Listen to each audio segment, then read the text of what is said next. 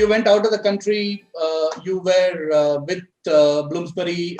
Then you came back to India and worked with Penguin Random House. How did these experiences shape you as you were thinking about, or as you ventured into Juggernaut?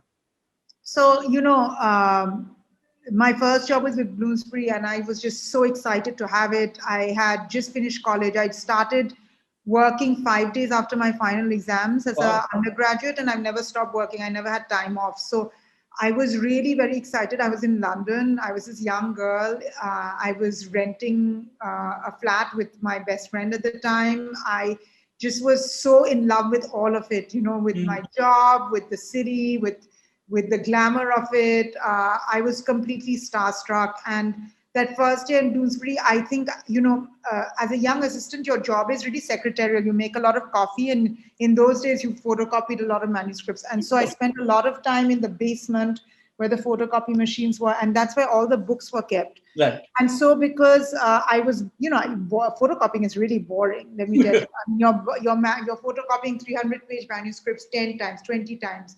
So I read a lot of books then. And so that year, I think I read every book that Bloomsbury published that year. Wow. And, because, what you do, you're a nerdy girl bored in a basement, and you are putting these manuscripts in the photocopying machine, and you read. And I read and read and read. I read a ton of books I would never have read.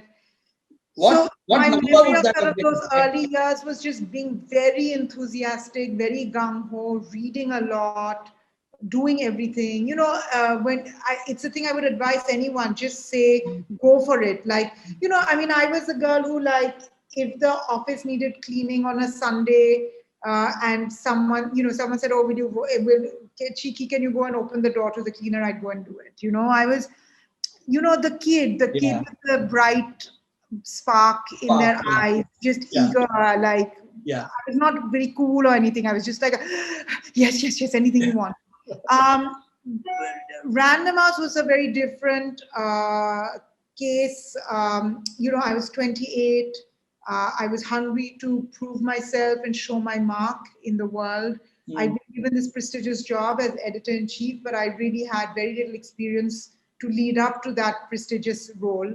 And I hadn't worked in India. I had left India when I was 18 and got to university, and then had these 7 years working at Bloomsbury. And I returned as a 28-year-old, and I had to, nothing particularly traumatic, but I had to make a house for myself in India. I had none of my old school friends were in India, in Delhi. I'd grown up in Calcutta, so I was very lonely. I didn't have friends, and I didn't have any professional networks in Delhi. So I found the first year incredibly overwhelming. I cried every single day that year, but I also found it maybe the most important year of my life.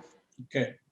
It was because I could tell that it was it was like going for a marathon and training for it. I could tell that even as I was finding it hard, there were all kinds of muscles in my professional experience that was just being hardened and shaped in a way that it never had been.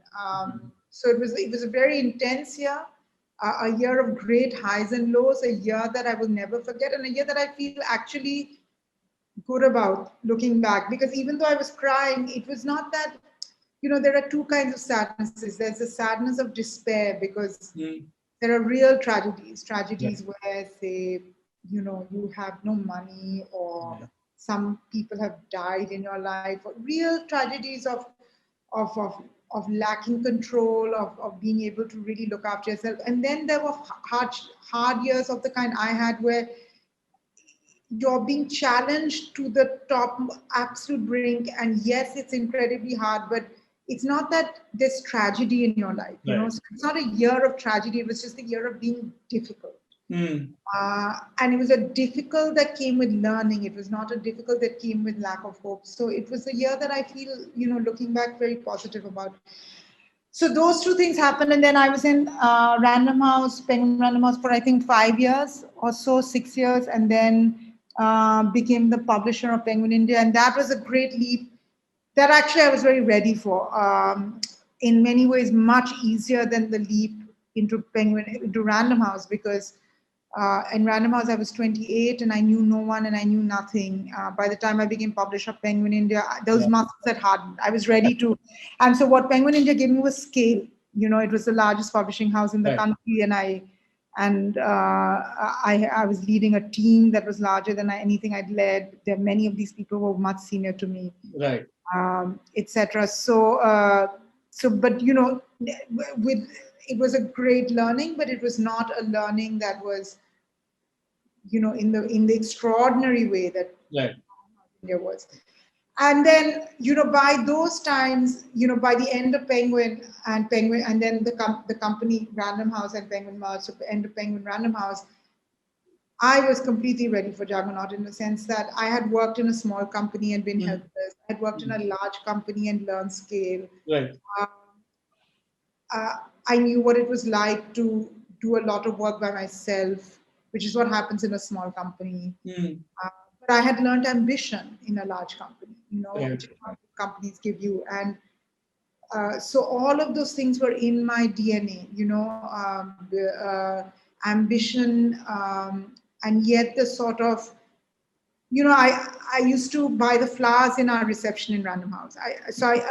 I used to do contracts in Random House. I ran publicity campaigns in Random House. So the idea of those experiences were not so far in my life. And the Right. thing the big difference between a big and small company is that you end up doing more work in a small Yeah. company, a Yeah. range of smaller works. Correct.